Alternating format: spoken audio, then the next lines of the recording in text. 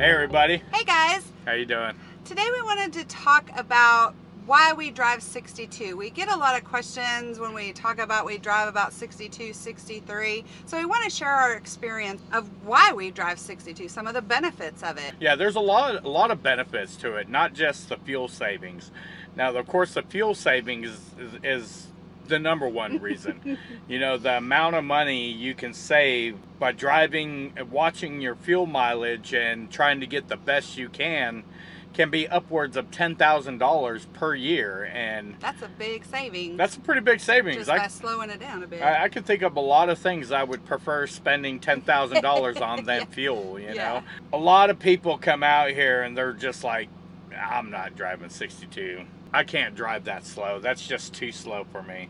I know I had a problem with it when we first got out here. You know, I was wanting to do 65, 68, do the speed limit. And this is back when we drove for an owner. And Jason kept on, you know, even when we drove for an owner, we paid our own fuel. So that money was still coming out of our pocket.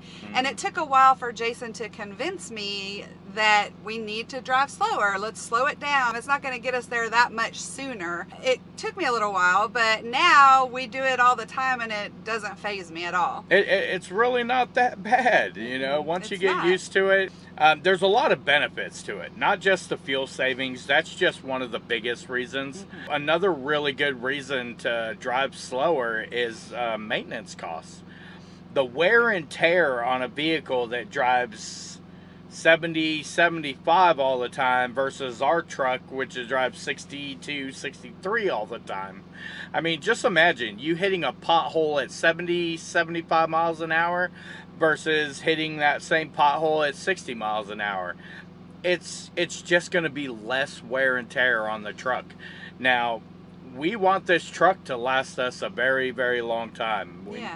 In order to do that, we need to, you know, take care of it. Not just oil changes and, you know, maintenance, but, you know, really take care of the thing and try to not abuse it that much. And, you know, that's my second biggest reason for driving slow, is I want the equipment to last. Yeah. Another reason is when you're driving about 62, 63, set your cruise, it's gonna keep you out of the pack. A lot of people will be going around you. You're not going to be having to speed up, slow down, speed up, slow down, because you're trying to get around people or get out of traffic. I've noticed that a lot. It really keeps you away from being around a lot of other trucks or four-wheelers out here on the road. Yeah, that's a big difference. Yeah, too. You set your cruise control and you go. Yeah. You just go, you know. That's not to say we don't have to speed up a little bit if we are needing to get around somebody, or you know, there may be runs that we do need to get there a little bit quicker, so we will bump it up. We're not saying we never go faster, but the majority of the time we do that 62, 63, and it works well. We have driven 70 miles an hour, 72 miles an hour cross country on a long distance run because we're short on time, you know. I think a couple of times is where if we got there by a certain time on a certain day, we could offload it. Otherwise, we would have to wait till the next day. So we bumped it up so we could get there quicker. Plus, we had another run lined up the next day, so we wanted to get that run dropped off the previous day, and so we had to do it. You know, but 95% of the time we're driving 62, 63. Now, another reason, and the reason I don't go 60 or 58, is the way our truck is geared. The rear axle, any slower and I'm going to be downshifting and upshifting between 9th and 10th gear. Especially going up hills or if you're doing, if you're inclines. Right, and not just big hills. If you're going through, let's say, Tennessee, where there's, you know, across the 40, there's quite a bit of up and downs, you know, nothing really big, but, you know, there are a few little long poles and stuff. And, those hills will cause it to downshift down in the night sometimes. Yeah. Now, when we first started out, it took me the longest to get accustomed to keeping it steady and not downshifting and upshifting on hills. I'd be back here rocking back and forth. What are you doing? What are you doing up there? That is one thing I do like, not to get off subject, but about our transmission is we can shift it into manual and actually manually shift, upshift, and downshift, which is really nice. Yeah. But let's say we're going across Nebraska on the 80 and it's smooth, flat sailing, you know.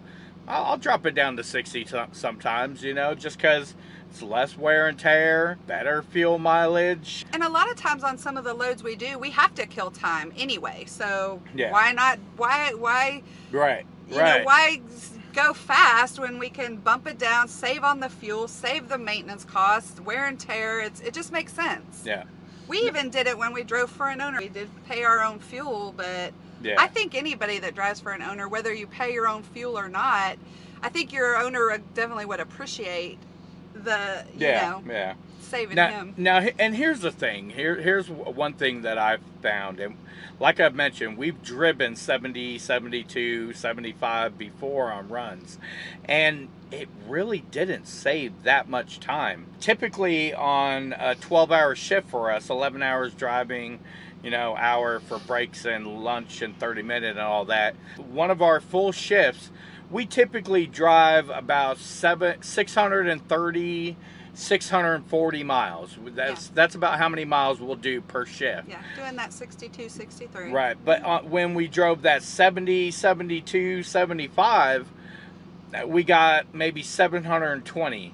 So it was like a 90-mile difference. What's that, about an hour and a half savings?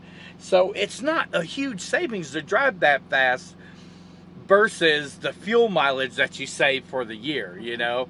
I would rather give up that extra hour and a half to save that money. Yeah. I mean, sure, it's going to come into account, you know, if you're going on a lot of back roads or through a lot of cities, but the majority of our driving is highway driving. Yeah, we do back roads, but the majority is highway driving. 85% of our mileage on our truck is all highway in 10th gear. Mm-hmm. That's where we save our money, you know. It's a big savings for us, the wear and tear, the mileage. Yeah, I mean, you're talking in fuel. What do we spend in fuel a year? 60 to 70,000. That's our biggest expense. Yeah. That's our biggest expense. It's your biggest expense. Why not try to save on it? Yeah. We recently had another team, some friends of ours. They decided to try it out, you know, drive slower. The biggest benefit that they've said is they're getting probably a mile and a half to 2 miles a gallon better than what they were driving before. And they noticed the drive is much more relaxing. Yeah, I was going to say, too, add to that is it's probably a little bit better for your co-driver, too, when they're in the back sleeping. Yeah. When you're going at a slower pace, you know, you're not taking those bumps and stuff in the road as hard, and it makes it easier for your co-driver to sleep. But it's less stress because let's say you're doing the speed limit and the speed limit is 75 through Texas. Not everybody drives 75, so you're constantly having to move over to the left, pass some cars, move back over to the right. Slow down if you can't get over. Speed back up. You know, all that you're having to shut the cruise off, turn the cruise back on, hit the brake, and just all of that constant. You know, just adds to your stress during the day. You know, and for us, it don't bother us. You know. Everybody passes us, you know, very rare do we pass anybody. I think only folks we ever pass is Prime and CR England. Yeah. Unless we're in California. That's when Prime and CR England are rebels. When we first got out here, I knew that's what we were going to be driving. I refused to drive faster, and it was hard. I was the rebel. She was the rebel. Yeah, I kept trying to tell her. I'd wake up from my 10-hour break and come sit up front with her while she finished off her 2 hours of driving, and I'd look down at the cruise control and it said 66, 67. If I knew I'm like, he was coming up, I would be bumping it down before he got up there to see. Yeah, so I mean, it takes getting used to. It does. I know. Our fuel mileage. Now this we get a lot of questions on that too. Yeah, where we get an average. Yeah. Now this includes our generator usage too, since our generator runs off the same tank. There's no way to really separate it and figure out which is which. So, other than buying a fuel tank separate for the generator, which just isn't feasible. Our last year's average was 10.92. So almost 11 miles a gallon we got. And that included generator usage, you know. Which is pretty darn good. Which is good, yeah. If you take out the generator usage, we're probably closer to 12. But like I said, there's no way to separate that. So, I mean, that's a huge difference. I mean, you're talking 11 miles a gallon versus 9.5. That's a huge savings. Yeah. It really is. And the wear and tear on the vehicles, you'd be surprised how much wear and tear a vehicle driving fast has, with all the bumps and cracks and dips in the road, and it's going to make your equipment last longer. So, I mean, give it a try. Yeah. You know, try it out for 1 week. Just give it a try. Set that cruise control at 62, 63. Maybe even just set it at 65. Start at 65 at first, and you'll notice a huge difference. How more relaxed the drive is, and you're not so stressed about other drivers. You know, you can focus more on being a more professional driver yourself versus, you know, being pissed off because somebody's going slow and not passing as fast as they probably should be. I'd like to know. Leave it down in the comments if y'all think you're going to try it or what you think about it. Let us know what you drive. What are your driving habits? Yeah. You know, I'd like to know what a lot of y'all drive consistently. Yeah. I think it'd be interesting. So, we just wanted to share that with you guys, you know, share the few reasons why we do it, and maybe kind of encourage you to do it. Also wanted to touch on speed limiters real quick. You know, they were trying to enforce those not too long ago in 2017, trying to push for mandatory speed limiters.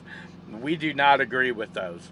We absolutely do not agree with them, because there are times when we're doing 62 miles an hour and we need to speed up to go ahead and pass a vehicle, so we're not leaving a row of cars behind us. If we get over and we're going to pass a slower truck on the right, and we notice there's a lot, you know, there's quite a bit of cars behind us or vehicles, and you know, we're gonna speed it up just to get by them. And with the speed limiter, that would not allow that. They're absolutely dumb. I think teaching education on driving slower is a lot better than forcing people to drive slower. So now, obviously, there are a lot of folks that have them on their trucks because they do a lot of Canada. In Canada, you have to have one on there if you go into Canada and do deliveries. Right. Our first truck had a speed limiter, 65. I mean, it didn't bother us because we drove 62 all the time. But when we bought this truck, it had it on there. We had them take it off. Yeah, we had them take it off because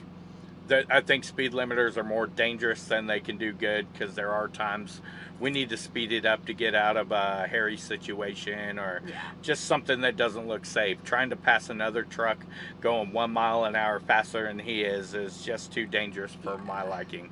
And that's probably the third main reason why we drive slower too, is for safety. Yeah. It is better to drive slower, less of an impact.